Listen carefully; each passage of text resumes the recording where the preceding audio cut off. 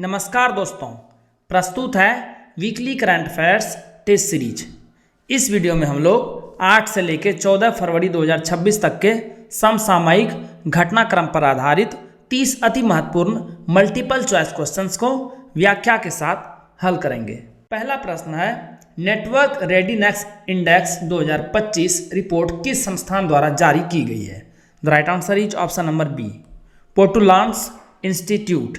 इस रिपोर्ट में भारत ने अपनी डिजिटल क्षमता का लोहा मनवाते हुए 4 स्थान की छलांग लगाकर 45वां स्थान हासिल किया है। 127 अर्थव्यवस्थाओं के मूल्यांकन में भारत का स्कोर 53.63 से बढ़ के हो गया है 54.43, जो देश के मजबूत होते डिजिटल इकोसिस्टम को दर्शाता है। विशेष रूप से भारत ने एआई वैज्ञानिक प्रकाशनों, दूरसंचार निवेश और आईसीटी सेवा निर्यात जैसे महत्वपूर्ण मानकों में वैश्विक स्तर पर प्रथम स्थान हासिल किया है। यूएसए लगातार चौथे वर्ष सूचकांक में शीर्ष पर बना हुआ है। 2026 में किम्बरले प्रोसेस की अध्यक्षता किस देश ने ग्रहण की है? The right answer is option number ए, भारत ने 1 जनवरी से किम्बरले प्रोसेस सर्टिफिकेशन स्कीम की अध्यक्षता संभाल ली है, जो वैश्विक हीरा व्यापार में कॉन्फ्लिक्ट डायमंड्स या ब्लड डायमंड्स को रोकने वाली सबसे बड़ी अंतर्राष्ट्रीय संस्था है।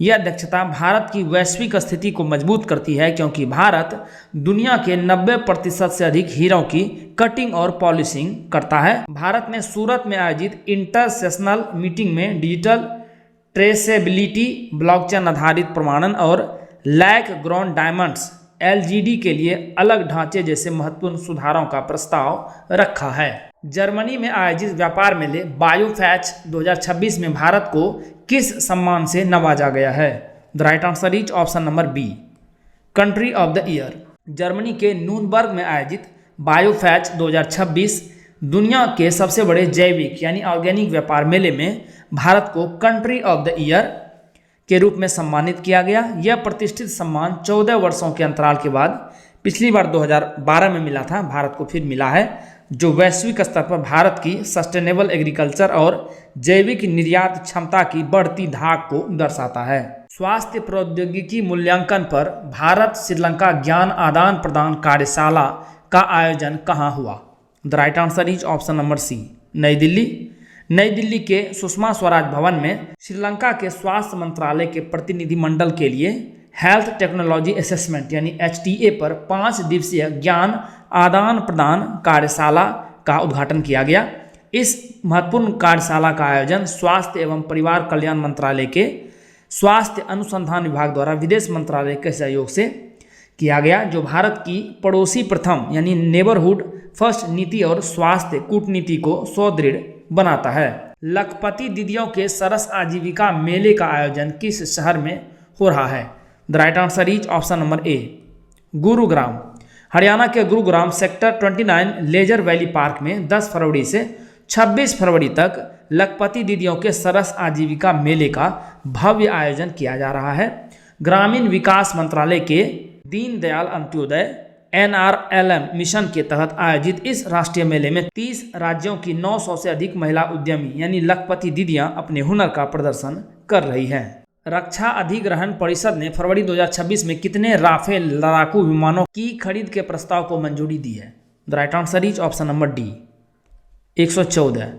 भारतीय रक्षा अधिग्रहण परिषद यानी डिफेंस एक्विजिशन काउंसिल ने 3.25 लाख करोड़ रुपए की लागत से 114 राफेल और 6 P-8I विमानों की ऐतिहासिक खरीद को मंजूरी दी है, जो भारत की अब तक की सबसे बड़ी रक्षा डील है। यह मेगा सौदा वायुसेना की मारक क्षमता को बढ़ाने और हिंद महासागर क्षेत्र में समुद्री निगरानी को मजबूत करने के लिए एक रणनीतिक कदम माना जा रहा है। क्या आप 72वीं BPSC प्रीलिम्स एग्जाम की तैयारी कर रहे हैं और करंट अफेयर्स चाहते हैं, बिहार का भी और साथ साथ नेशनल और इंटरनेशनल का भी? तो ये आपको मिलेगा करंट अफेयर्स PDF कोर्स में MPN Academy ऐप पर।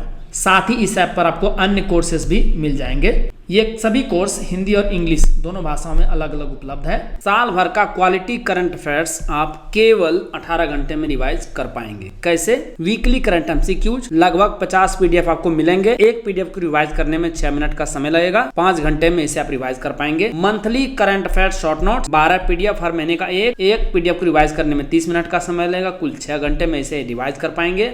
Bihar monthly current affairs 14 PDF मिलेंगे। 12 महीने का एक पीडीएफ और 2 बजट और इकोनॉमिक सर्वे का। 30 मिनट में आप एक पीडीएफ रिवाइज कर पाएंगे। कुल आपको 7 घंटे लगेंगे। तो कुल मिला के 18 घंटे में आप पूरे कंटेंट को एक बार में रिवाइज कर पाएंगे। ये पीडीएफ नोट्स और अन्य टेस्ट सीरीज आपको मिलेगा कैसे? गूगल प्ले स्टोर पे आप एमपीएन अकेडमी टाइप कीजिए। इस प्रकार से ये ऐप दिखेगा।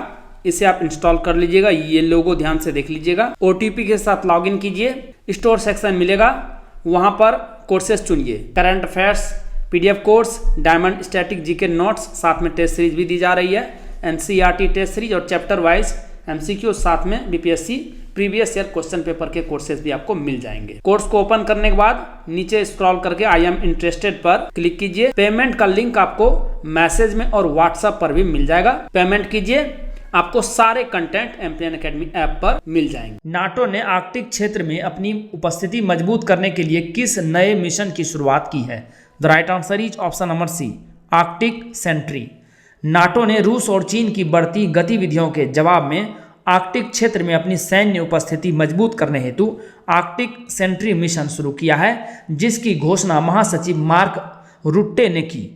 यह मिशन पिघलती बर्फ से खुलते नए समुद्री मार्गों और खनिज संसाधनों की प्रतिस्पर्धा के बीच ज्वाइंट फोर्स कमांड नॉरफॉक द्वारा संचालित किया जाएगा। वैली ऑफ द किंग्स में हाल ही में खोजे गए भारतीय अभिलेखों की संख्या लगभग कितनी है तथा वे मूल रूप से किस लिपि में हैं? The right answer is option number D, 30, और ये मूल रूप से तमिल ब्राह्मी लिपि में है। मिस्र की वैली ऑफ द किंग्स में मिले 30 शिलालेख प्राचीन तमिलगम भारत और रोमन साम्राज्य के बीच पहली से तीसरी शताब्दी ईस्वी के गहरे व्यापारिक संबंधों की पुष्टि करते हैं। ये तमिल ब्राह्मी संस्कृत और खरोष्ठी में उत्कीर्ण अभिलेख सीकै कोट्टन जैसे भारतीय नामों और आया और देखा जैसे वाक्यांशों के माध्यम से प्राचीन पर्यटकों और व्यापारियों की उपस्थिति दर्शाते हैं। हाल ही में विवाद में रही पूर्व थल सेना प्रमुख जनरल एम नरवणे की अप्रकाशित पुस्तक का नाम क्या है? The right answer is option number C, 4 stars of destiny. General M Naravane की अप्रकाशित संस्करण पुस्तक 4 स्टार ऑफ डेस्टिनी फरवरी 2026 में राजनीतिक विवाद का केंद्र बन गई, क्योंकि इसके कथित अंशों के लीक होने पर दिल्ली पुलिस ने एफआईआर दर्ज की।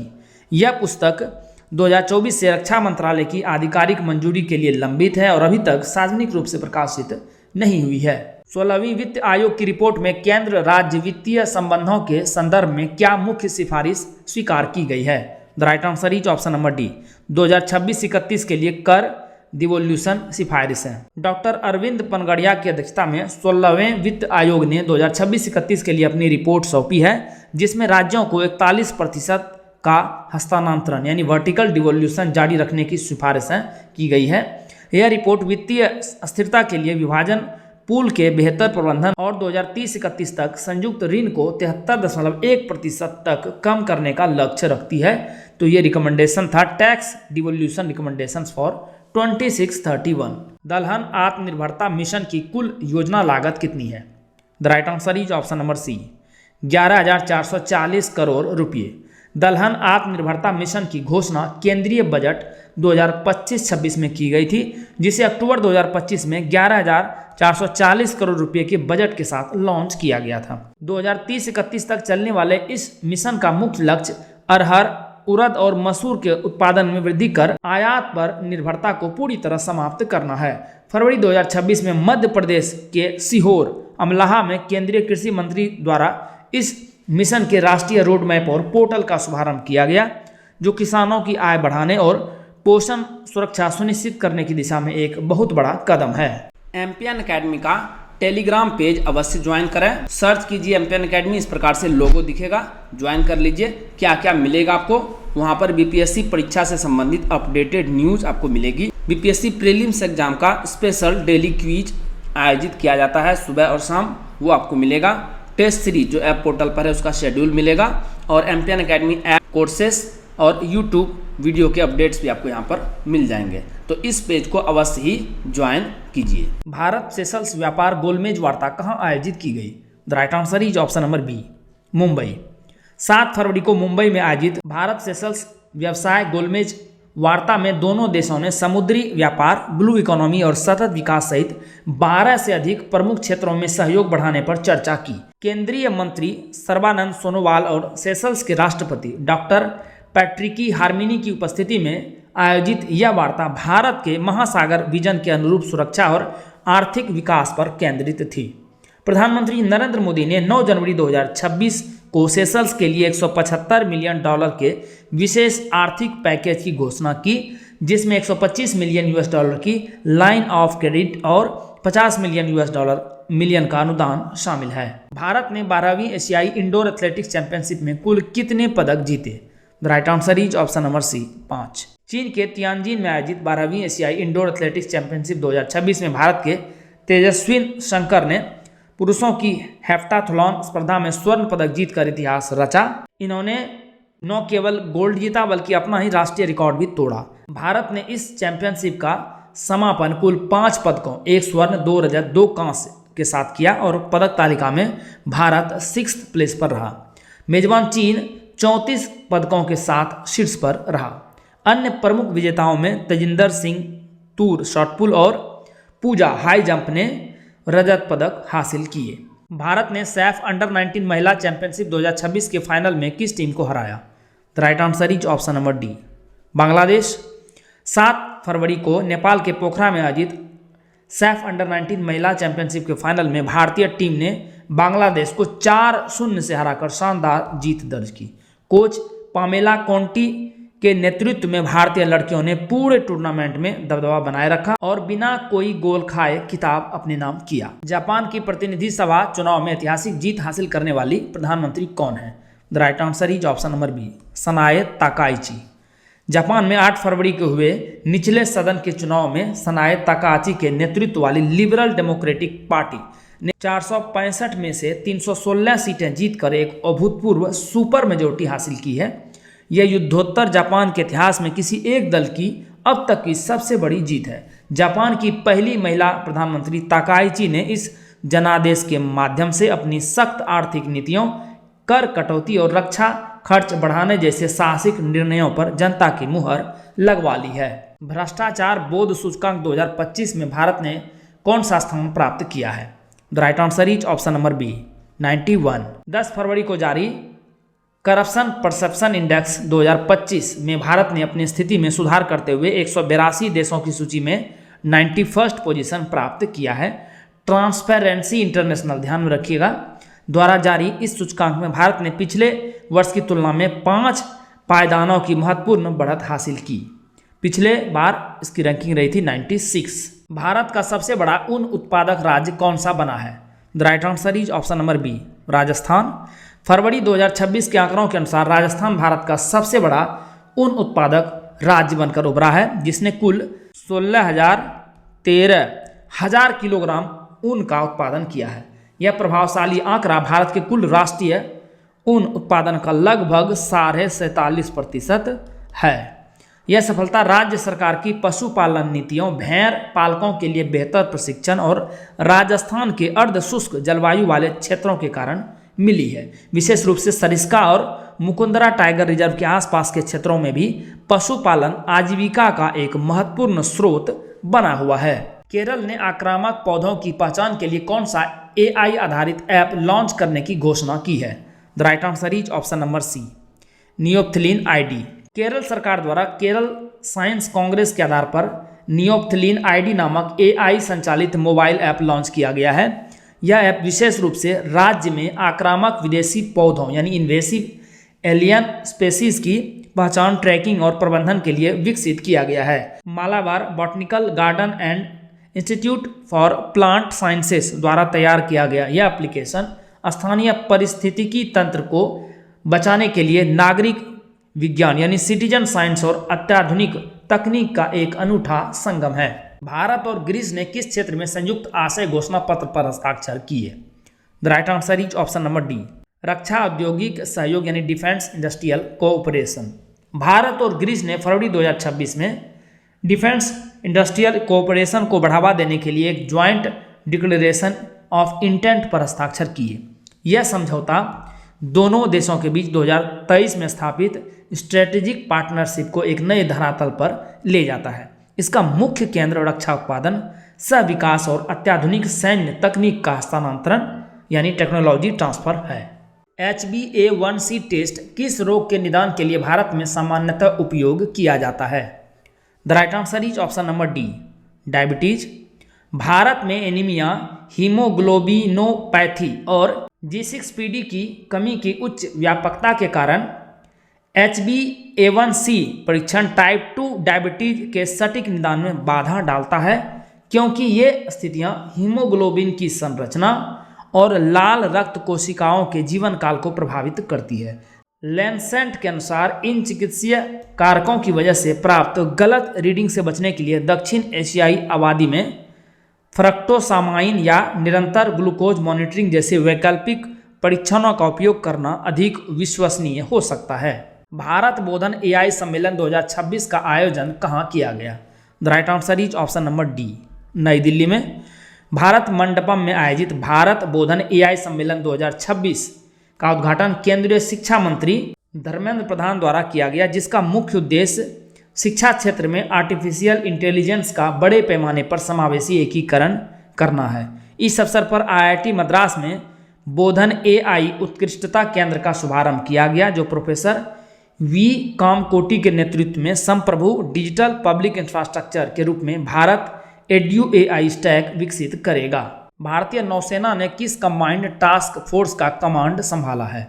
The right answer is option number A, CTF 154। भारतीय नौसेना ने फरवरी 2026 में पहली बार कंबाइंड टास्क फोर्स CTF 154 की कमान संभाली है, जो बहरीन स्थित 47 देशों के कंबाइंड मैरीटाइम फोर्सेस के तहत संचालित होता है।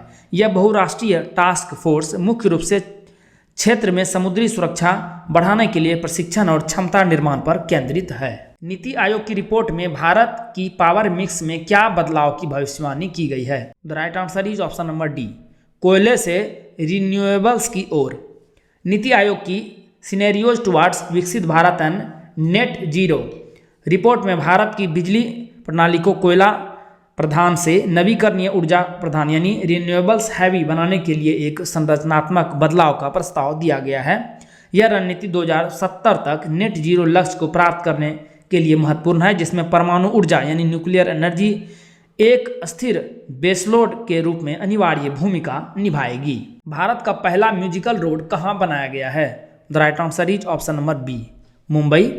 मुंबई कोस्टल रोड पर भारत का पहला म्यूजिकल रोड बनाया गया है, जो सड़क पर बनी विशेष रूप से डिजाइन की गई रंबल स्ट्रिप्स के घर्षण से जय हो गीत की धुन बजाता है।